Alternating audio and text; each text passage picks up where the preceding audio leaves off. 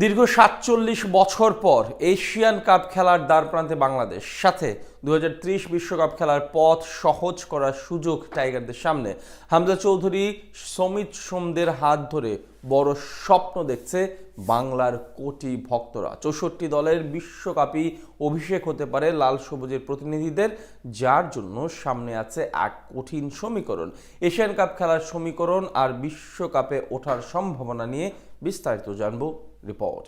Argentina, Brazil কিংবা ফ্রান্সের মতো দেশগুলোর সাথে বিশ্বকাপ খেলবে আমাদের বাংলাদেশ।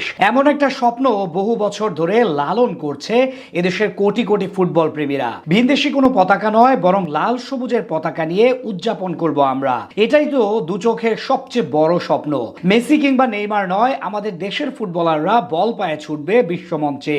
গোল করলে উল্লাসে মেতে উঠব সবাই একসাথে।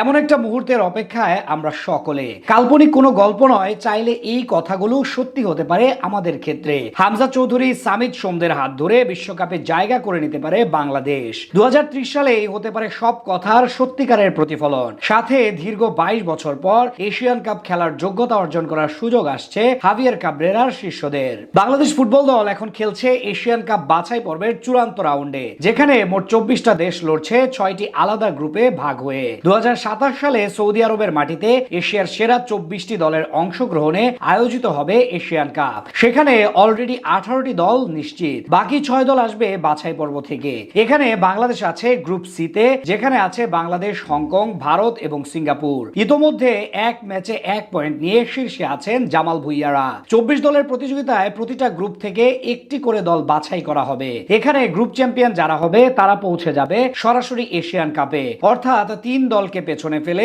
গ্রুপ সি থেকে চ্যাম্পিয়ন হতে পারলে দীর্ঘ 47 বছর পর এশিয়ান কাপ খেলার যোগ্যতা পাবে বাংলাদেশ। তার জন্য সবচেয়ে গুরুত্বপূর্ণ 10 জুন সিঙ্গাপুরের বিপক্ষে ম্যাচ। এখানে জিততে পারলে শীর্ষস্থান আরো মজবুত হবে জামালদের। এরপর ভারতকে নিজেদের ঘরের মাঠে এবং হংকংকে 2 লেগ মিলিয়ে হারিয়ে দিতে পারলে সেটা অনেকটাই নিশ্চিত হয়ে যাবে বাংলাদেশের জন্য।